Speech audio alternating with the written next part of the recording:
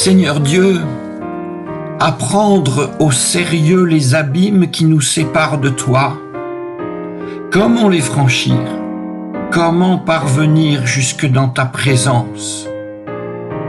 Heureusement que cela ne dépend pas de nous. Heureusement que ce soit toi qui accomplis le premier pas et qui viens vers nous en Jésus-Christ, ton Fils et notre frère aîné dans la foi et l'humanité.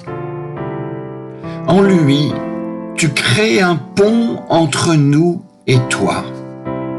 En lui, tu nous permets de te reconnaître comme Père. En lui, tu nous tends la main d'une façon accessible à nos capacités de comprendre et tu nous accompagnes. Sa vie a été un don de soi à ceux qui reconnaissent leurs besoins de ton pardon et de ta grâce. Sa croix a été assez grande pour atteindre le fond des abîmes qui nous séparent de toi. Sa croix a été assez large pour combler les distances entre le bord où nous sommes et celui où tu nous attends déjà. Qui est-ce qui a entendu parler d'une chose pareille? Qui est-ce qui a osé l'imaginer? Merci, Seigneur Dieu, pour ce renversement de l'ordre des images que les humains se sont construites à ton sujet. Merci parce que nous n'avons pas à accomplir d'autre chose que recevoir de toi et nous laisser combler par toi. Merci parce que tu ne crains pas les qu'en diront les gens, mais tu laisses libre cours à ta bonté, même au prix de t'abaisser vers nous, et comme abandonner ta puissance et ta gloire, l'instant d'un geste et pour l'éternité. Amen.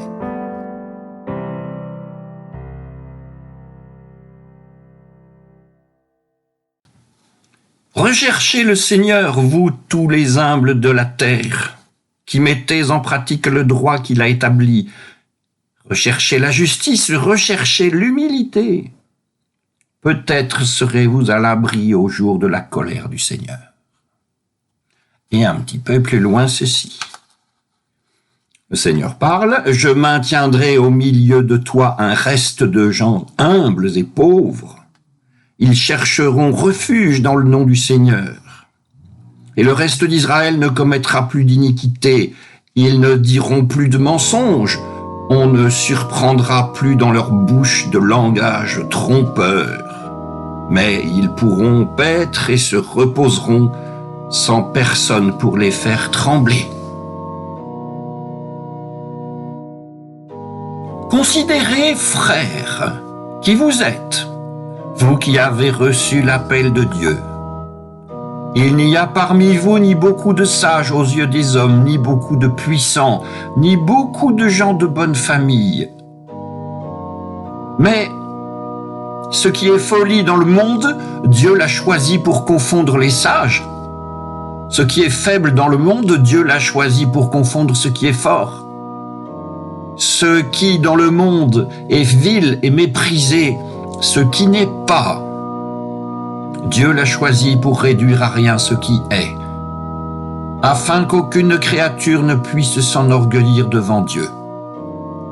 C'est par lui que vous êtes dans le Christ Jésus, qui est devenu pour nous sagesse venant de Dieu, justice, sanctification et délivrance, afin, comme dit l'Écriture, que celui qui s'enorgueillisse dans le Seigneur.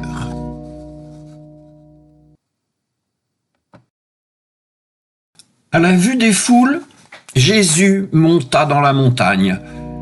Il s'assit et ses disciples s'approchèrent de lui et, prenant la parole, il les enseigna. Heureux les pauvres de cœur, le royaume des cieux est à eux. Heureux les doux, ils auront la terre en partage. Heureux ceux qui pleurent, ils seront consolés.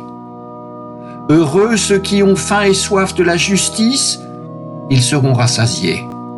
Heureux les miséricordieux, il leur sera fait miséricorde. Heureux les cœurs purs, ils verront Dieu. Heureux ceux qui font œuvre de paix, ils seront appelés fils de Dieu. Heureux ceux qui sont persécutés pour la justice, le royaume des cieux est à eux. Heureux êtes-vous lorsqu'on vous insulte, qu'on vous persécute et qu'on dit faussement contre vous toutes sortes de mal à cause de moi. Soyez dans la joie et l'allégresse, car votre récompense est grande dans les cieux. C'est ainsi, en effet, qu'on a persécuté les prophètes qui vous ont précédés. Bonjour. Des pauvres de cœur, des doux, des ceux qui pleurent avec les béatitudes, des gens qui ne sont ni sages ni puissants, des faibles avec Paul, des humbles et des pauvres avec le prophète Zophonie. Tous ces qualificatifs ensemble. Cela me fait penser à un épisode maintenant vieux de bientôt 50 ans. Il y avait une communauté dont les effectifs avaient enflé jusqu'à 2, peut-être 300 de personnes. Cette communauté fut ouverte en ses débuts, accueillant des prédicateurs de belle stature et dispensant une parole de valeur, une vraie parole nourrissante. Mais cette communauté, plus elle avait grandi, plus elle s'était renfermée. Il n'y avait plus qu'une seule parole qui était entendue, la parole d'un seul homme. Et que disait-elle, cette parole? Et qui était cet homme? Cet homme était un autodidacte de la foi. Il était aussi un dirigeant autoproclamé et autocrate.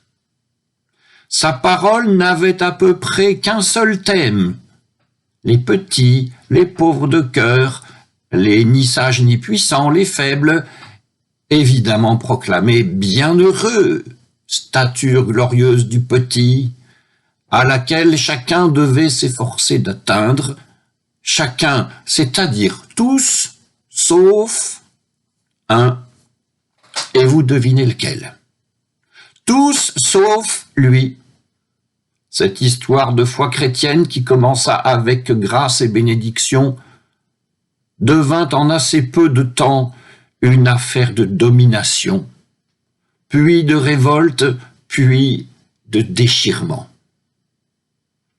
Certains se sont demandé combien de fois nous a-t-il fait le coup des béatitudes, et ça a marché. Et plusieurs de ceux qui ont vécu cette aventure se demandent: faut-il brûler les béatitudes? Et tant qu'on y est, brûler aussi les Corinthiens plus Sophonie pour éviter que certains en fassent un mauvais usage. Brûler, oui, c'est peut-être un peu fort. Quelqu'un m'a dit que le livre qui a été le plus brûlé dans toute l'histoire des livres, c'est l'Institution de la religion chrétienne de Calvin. C'est étonnant. Mais les incendies n'ont pas réussi à venir à bout des œuvres de Calvin. Il suffit, vous le savez, d'un seul exemplaire quelque part pour que tout recommence. Et si cet exemplaire n'existe pas, il suffit d'une mémoire solide qui saura suppléer. Et il n'est pas possible de brûler les béatitudes, trop d'exemplaires de par le monde. Par contre, ce qui est possible lorsqu'il nous est proposé de lire ce texte, c'est de passer outre. Et peut-être passerons-nous outre pendant quelque temps, avant de, un jour, y revenir. Et il sera possible d'y revenir de 3 manières différentes. Je vais vous dire lesquelles. 3 manières donc de revenir aux béatitudes, parce qu'elles ont 3 fonctions, dirons-nous, différentes. Une fonction pédagogique, une fonction critique et une fonction liturgique. Nous allons brièvement nous expliquer là-dessus. Les béatitudes ont une fonction liturgique. Non, Celle-là, c'est la troisième. On la verra plus tard. Les béatitudes ont une fonction pédagogique. Elles nous apprennent quelque chose sur l'humanité. Il n'est pas nécessaire de considérer d'emblée qu'elles sont impératives. Ainsi, chacune des proclamations est là pour suggérer. Elles sont suggestives pour enseigner une ou plusieurs choses. Parmi ce qui revient le plus, c'est le décalage entre le contenu de la proclamation bienheureux et ce qui est promis. C'est plus ou moins direct et cohérent. À cette pédagogie d'ailleurs, nous pourrions donner le nom de pédagogie du juste et de l'injuste. Bien sûr, la pédagogie de l'injuste est celle qui heurte. On pourrait aussi l'appeler pédagogie du bonheur. Un bonheur au présent, un bonheur peut être complexe dans une vie, peut être éprouvé, mais c'est ainsi que la vie réserve parfois de grandes catastrophes et que les béatitudes invitent à une grande réflexion personnelle avec un grand pourquoi. Et les béatitudes, loin d'être des réponses auxquelles il faudrait acquiescer, sont plutôt de ces grands parcours, des grands territoires dans le parcours desquels s'élaborera une nouvelle manière d'exister. Les béatitudes ont une fonction pédagogique. Deuxième point, les béatitudes ont une fonction critique. Quelqu'un vous propose de vous soumettre parce qu'il est écrit « Heureux les doux ». On vous propose « Heureux les miséricordieux », ayant d'ailleurs quelque chose à se faire pardonner par vous. Chacune des béatitudes peut ainsi être non pas proposée mais opposée. Chacune peut être retournée contre vous comme un devoir impératif. Et cela arrive, nous l'avons vu. Indépendamment de ce genre d'événement, il se peut que la lecture que vous faites des Saintes Écritures vous amène vers les béatitudes de Matthieu 5 ou vers d'autres béatitudes. Il y en a beaucoup, 92 fois dans l'Ancien Testament, 25 au moins dans le Nouveau. Et comment allez-vous réagir dans cette rencontre? Eh bien, nous nous intéressons pour quelques instants à la forme brutale de la réponse, le oui et le non. Fonction critique. Par fonction critique, nous entendons ici quelque chose qui atteint et dépasse l'instant d'une réponse instantanée. Peut-être même une réponse brutale, une réponse qui coupe court à toute argumentation et qui, tout en même temps, peut ouvrir la porte à des engagements importants, voire des engagements sans réserve ni mesure, dans le sens du oui comme dans le sens du non. Alors, bien sûr, il est nécessaire de pouvoir parfois réagir de cette manière presque instinctive, brutale. Ce peut être une question de survie spirituelle, voire de survie tout court. Mais la contrepartie de cette sorte de réaction et de réponse, c'est l'absence d'élaboration des réponses.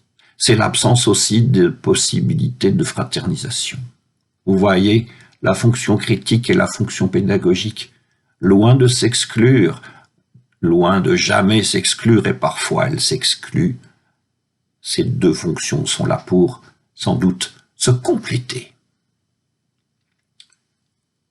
Troisième fonction, les béatitudes ont une fonction liturgique. Mais nous ne pouvons pas en rester à ces deux fonctions, l'une pédagogique et l'autre critique, car le texte est là, qui propose une toute autre lecture. Une lecture liturgique avec ou sans musique, mais surtout ensemble.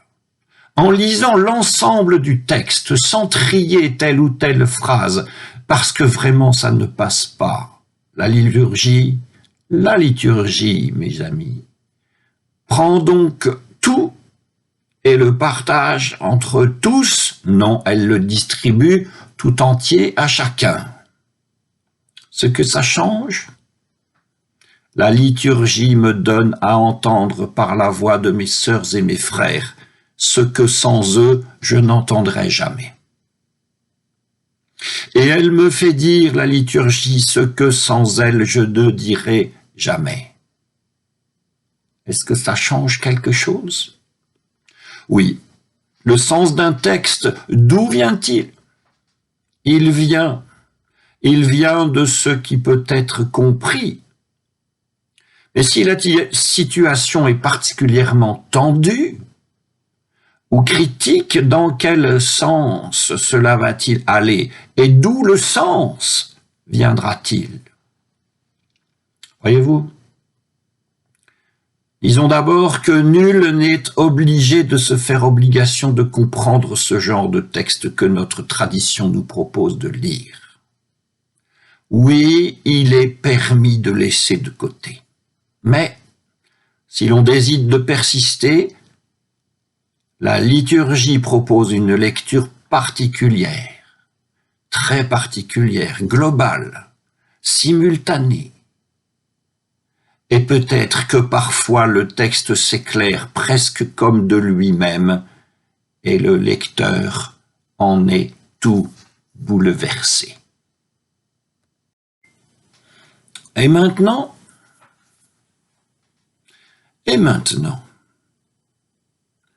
trois fonctions pédagogiques, critiques et liturgiques. Et maintenant, en nous souvenant de l'histoire communautaire dont j'ai parlé tout à l'heure, demandons-nous qui était qui? Qui était celui qui monopolisait la parole et quelle était sa position rapport aux autres? C'est simple. C'est simple, c'est une position de dominateur.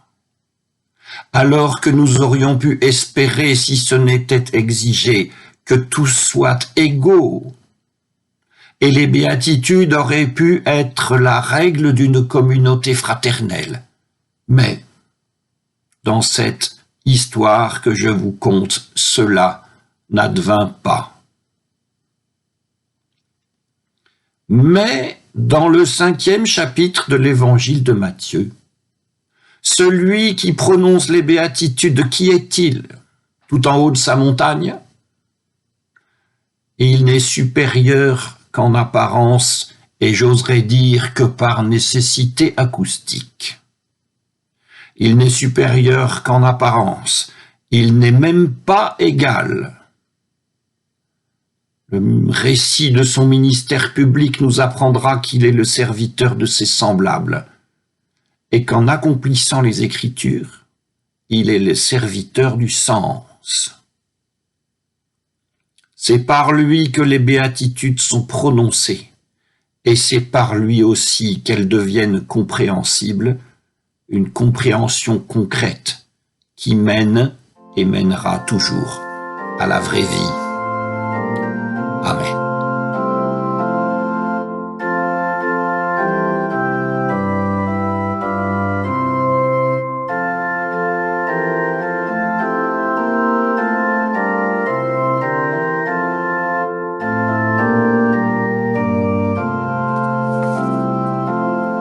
Seigneur Dieu, tu sais mieux que nous-mêmes ce que nous sommes.